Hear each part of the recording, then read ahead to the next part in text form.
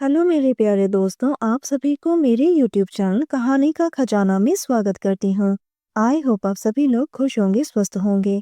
चलिए दोस्तों, आज आप सबको मैं एक नई कहानी सुनाती हूँ। मेरा नाम अरबाज है, मैं लखनऊ का रहने वाला हूँ। पेशे से मैं एक इत्र का व्यापारी हूँ। मैंने अपनी साली सलमा की ज़रूरत को पूरी की और पहली बार उसको इतने करीब से महसूस किया। वो रात जो सिर्फ सलमा की ज़रूरत पूरी करने के लिए थी, लेकिन मेरे लिए वो पल बहुत ही खूबसूरत और यादगार बन गई। मेरे घर में मैं, मेरी बेगम जान नाहिद और मेरे 3 बच्चे हैं। मैं अपने बेगम जान से बहुत मोहब्बत करता हूँ और इसी के चलते 6 साल में 3 बच्चे हो गए। मेरी साली सलमा की शादी को 3 साल हो चुके थे, लेकिन उनके घर में अभी तक बच्चे की किलकारी नहीं गूंजी है और इसी वजह से मेरी साली मेरे पास आई। वो एक ऐसा नया मोड़ था जो मेरे जिंदगी में चाहत की एक नई दास्तान लेकर आया और सलमा की ज़रूरत को पूरा किया और उसके दुख से उसको छुटकारा दिलाया।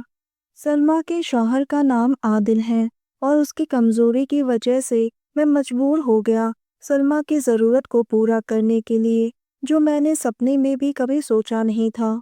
एक दिन मैं काम के लिए जाने ही वाला था, तभी नाहिद मेरे पास आई और बोली, अजी सुनते हो, मुझे आपसे कुछ कहना है। मैंने कहा, हाँ बोलो। उसने अपनी निगाहें नीचे करते हुए धीरे से कहा, सलमा के लिए काम है, अगर आप हाँ कर दे तो बड़ी मेहरबानी होगी। मैंने पूछा, कैसा काम? तो वो बोले, आदिल चाहते हैं कि आप एक बार सलमा के साथ बैठक कर ले। मैंने चौंक कर बोला, तुम सब लोग पागल हो गए हो। नाहिद ने कहा कि डॉक्टर ने आदिल को लेकर साफ कह दिया कि वो कभी बाप नहीं बन सकता है। ये सब सुनकर मेरा दिमाग घूम गया। मैं अपनी बेगम जान से बहुत मोहब्बत करता था, इसलिए मैं उसकी बात को टाल नहीं सका। सलमा दिखने में नरगिस फाकरी जैसी खूबसूरत थी। पहली बार सलमा की खूबसूरत बदन का ख्याल मेरे दिमाग में घूमने लगा। इससे पहले कभी भी साली के साथ बैठक की ख्वाब भी नहीं देखा था। मैं उसके साथ समय बिताने का कल्पना करने लगा। अब जब खुद बेगम जान ही साली का तोहफा लेकर आई और कह रही थी कि हम सब सहमत हैं, तो मेरे मन में भी लालच आ गया। दोस्तों, चैनल पर नए आए हैं तो इस वीडियो को एक लाइक करें और चैनल को एक सब्सक्राइब करें, ताकि ऐसी ही कहानियाँ आप सभी को मिलती रहें। दिल में हल्की सी हरकत महसूस हुई। मैंने हाँ कह दिया। नाहिद बहुत ही खुश हो गई। उसके बाद मैं अपने काम पर चला गया, लेकिन अब दिमाग में सलमा का चेहरा ही घूमने लगा। जब मैं शाम को काम से घर लौटा तो मैंने देखा कि आदिल और सलमा घर पर ही थे। हम सब में नॉर्मल बातें हुई। सलमा बिल्कुल ही चुप थी, बार बार अपने नजरें झुका लेती थी। उसके होठ कांप रहे थे।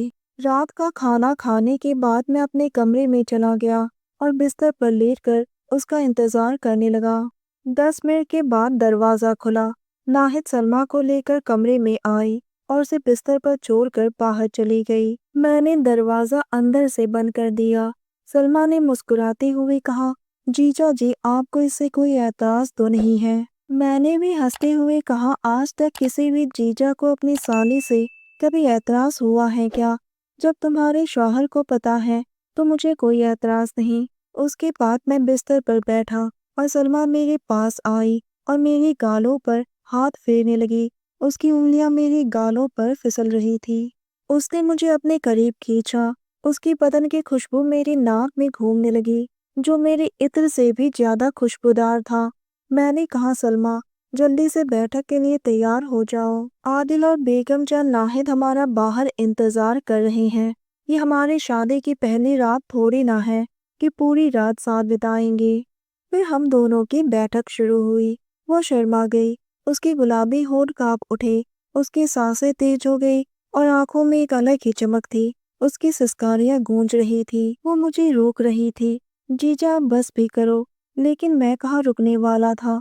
मैंने कहा, सलमा, मुझे भी कोई शौक नहीं है।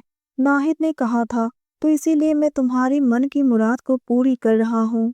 वो शर्माने लगी। सलमा के नाखून मेरी पीठ पर चुभ रहे थे।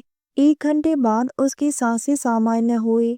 मैंने उसके होठों को चूम लिया और वो बिना कुछ बोले कमरे से बाहर चली गई। कुछ देर बाद मेरी बेगम जान नाहिद आई और कहा कि आदिल भाई ने आपका शुक्रिया अदा किया है। उसके 1 महीने बाद سلما نے ہم سب کو خوشخبری سنائی کہ وہ ماں بننے والی ہے۔ ہمیں کچھ پانے کے لیے نہ چاہتے ہوئے بھی اپنے زندگی میں کبھی کبھی ایسے قدم اٹھانے پڑتے ہیں، اور شاید میں نے بھی وہی کیا۔ دوستوں، آپ سب نے اپنا قیمتی سمے نکال کر اس ویڈیو کو سنا، اس کے لیے آپ سبھی کو دھنیہ واد کرتی ہوں۔ دھنیہ واد دوستوں۔